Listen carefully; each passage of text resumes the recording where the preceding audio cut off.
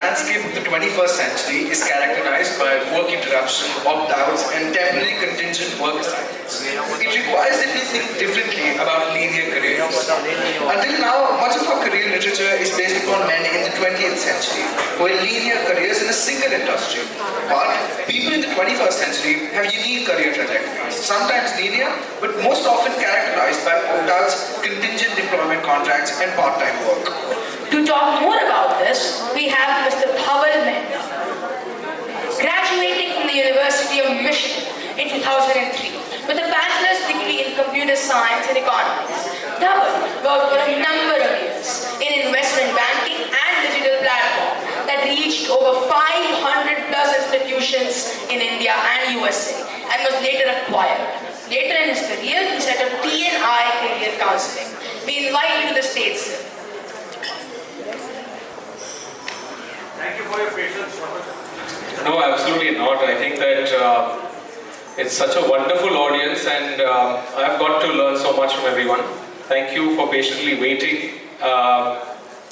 It's an incredible day. I think we started off very well yesterday, and I just want to take some time out. I think that the career landscape, which I thought while I was talking to a lot of you all, just getting a sense of how schools are operating today, how parents are thinking, how we're moving to sort of the quantum leap that was being discussed today.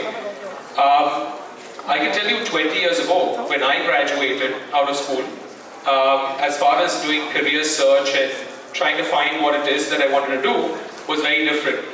So I'll just go to my first slide, just give you a bit of an introduction. The slide after. Thank you. Okay, I have the clicker, so I'll use that. So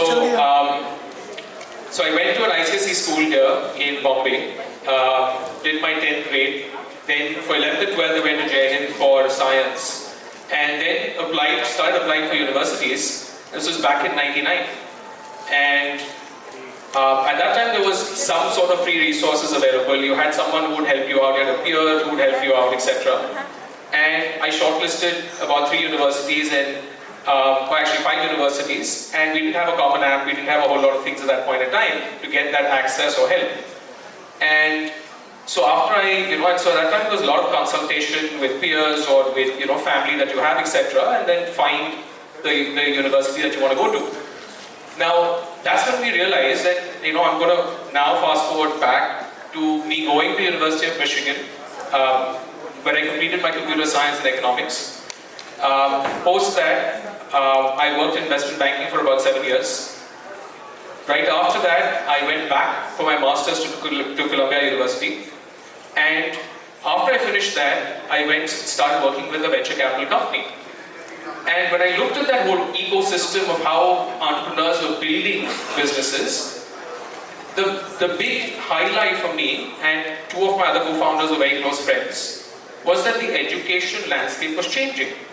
Because everyone wanted technology enabled, but with technology, we wanted to make sure that the landscape of having the mentors, having someone who's going to help with this entire career landscape should not just go. So we want all of it. And so both my co-founders, they're very close friends, follow up, and I'll move to the next slide. What I want to introduce is what essentially happened, what happened to us, what made us decide that we want to help out schools, right? So I'll move to the next slide. And this is a question for all of you all, because you all are here. How many of you have had mentors in your life? Great, wonderful. And does your child have a mentor? Do you think your children have a mentor at this point in time? Wonderful. Do you think having a mentor will help your child? Do you think having okay, fantastic.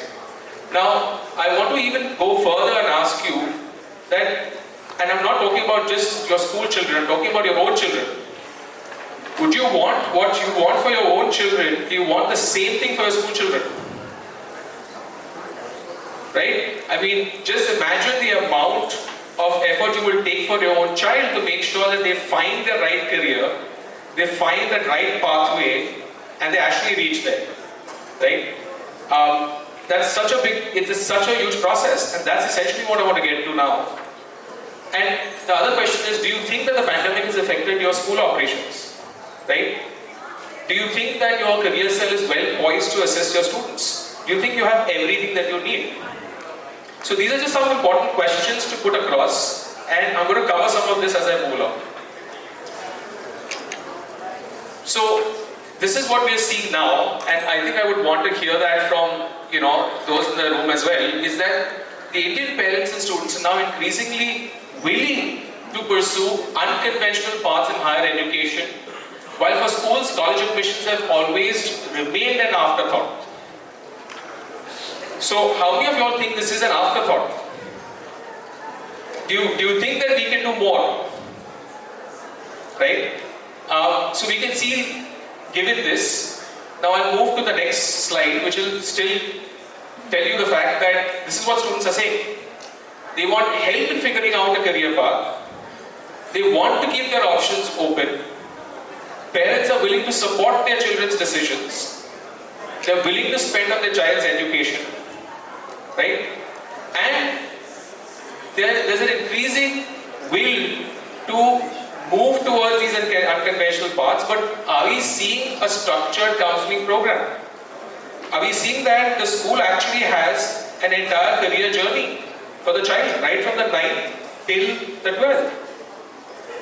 In the 8th, you start thinking about the subjects that you need to take, right, for the 9th and 10th. In the 10th, you start thinking about 11th and 12th. But do you have a structure? What if you are just thinking, I'll put one counselor who will take care of the whole process, but you don't have a roadmap? Right? And it can't just be a dashboard given, it has to be a mix of both. So let's understand what is the evolving career ecosystem. Right? There's growing competition, there's growing complexity, there's an information overload, there's a lot of technology reliance. I mean, that's all I heard across the day today was a lot of technology reliance which is there, which is fantastic, right? But isn't this career journey such a personal process as well? Right? Having that mentor, talking to a lot of them, understanding and designing that pathway, right? How do I, so by the time I move to this, you'll probably ask me that where are we going? So the idea was, one, if you see, there's this whole tuition first approach. Look at the stress and anxiety that parents, students, everyone are going to. They're losing sight of the process and getting distracted. So what does this competitive landscape look like? We're seeing coaching centers, counseling agencies, we're seeing tech enablers at schools. What is the competitive value? What are the gaps that we're seeing? That with a coaching center, there's templatized sort of programs, there's skewed mentor-student ratios. There is limited involvement, more of an agency approach, right? Tech enablers, no human involvement, plug and play. So even if you have devices today and you're just using that, or you have a platform and you're just using that, it's not going to get you to the end. That's exactly what we realized is what we need today is a strong human capital. You need a hybrid one-stop approach. It has to be an offline and online approach. You have various touch points catering to students' needs. Now the ASCA is recommending a 250 to 1 ratio for students, right, in counselors for public schools. But is that really, we are not even maintaining that. We have 1:400. We should, as a private school, get to 1:100. But just having a counselor and thinking that the counselor will be able to come up and be able to solve all the problems of the kids, it's not even possible. You can't fathom. And you need a more integrated approach, right? I need someone from the outside to come in and see really what we are doing. Is it right or wrong? Is it, I have a counselor today and I might have a counseling cell, I might have 1 or 2 counselors, but are they doing enough? Are we having enough engagement with the parents and students to understand? And we're talking about having future-ready schools. If you're talking about future-ready schools, then we should have a more integrated approach. Right? We want them to know what college is going to be eventually. You want to make sure you can sensitize your teachers to understand if there's an application that comes in which is going to ask you a question saying which are the 2 books that you read and why are they your favorite? If you had your teachers know right from the 9th grade that your kids need to learn and be able to respond and critical thinking is so important, this sensitization needs to happen much earlier. Right? So what are all the touch points? How do we make sure that this is covered? So this is what we've come up with is a more optimal approach. So assessing the career needs, so more of an assessment first, then planning and execution, then enhanced teacher training, post that entrance test guidance, a partnering co-curricular activities, because once you do assessments, you also realize what are the co-curricular activities that are missing, because your students can actually take up a lot more. So how do you do your resource planning for those co-curricular activities? Creating a scholarship fund. How do you promote students to do a lot of things which they haven't done? How do you diversify your class? Olympiads. Olympiads are not just in mathematics or physics. Today there are Olympiads in so many different areas, right? From humanities to arts. And why aren't we promoting all of that as well? Right? You have university fairs, which is great. But remember that when you have university fairs and you bring in 40 to 50 universities, do you know the amount of confusion that the child has? What is the layer to that? How are you going to help them figure out what's the next step? Right? And what does fit mean? Right? So what I was hearing ahead in one of the panels was talking about quality. How do we bring that quality? How do we optimize that? Right? So having an application support system with a dashboard. How do we have a mentor access? So we've got 200 plus mentors from 50 career areas with deep industry knowledge, right? With 15 years, 20 years of experience, whether it's sports psychology, whether it's AI. So someone with a PhD who's actually been in the industry can actually talk about these things. So how do you provide that mentor access? So this is our founding team, and these are the mentors that come from different areas. And this is just a case study which really what we did with the school was we worked, so this was their problem statement, that they had confusion with the curriculum decision making, dealing with worried parents, assisting students with subject choices, deciding teacher hiring retention strategy, minimizing transfer to other schools. So schools deal with a lot. And when you have a roadmap, and when you have not just a dashboard, but you have support through this, it becomes easier for you to be able to assess the problem and then work through this entire process. So that's what we want to provide schools, is we want to understand from an outside perspective, come in, not just be a career consultant who just gets admission and walks out. The idea is to really support through the process right from the grades 8, 9, 10, 11, 12. Because if you really ideally fit that journey well, you can really have parents, the management, the principal, the faculty, everyone is sensitized.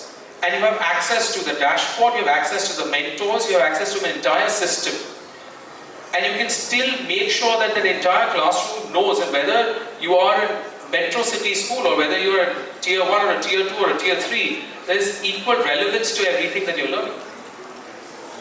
So these are some of the so we ran a 3-step career counselling process with an online career test, a mass information session where the parents are there, and then a one-to-one counselling process. So what we saw in terms of key outcomes from that was students mapped their co-curricular activities, students got more clarity of their subject choices, and many of them were ready to stay back at the school because they had more trust in how the school was actually running through this. The schools also added art and design as a subject, which they didn't have. They introduced other clubs and activities. They started mapping activities for students having multiple intelligences, and made them aware of more other programs, including summer schools, college requirements, and entrance tests. So this is what we saw as a whole. Now, of course, I'm not going to move through all the slides, but I'd love to take some questions from you all. Any questions on this as an entire ecosystem? Would be happy to take them.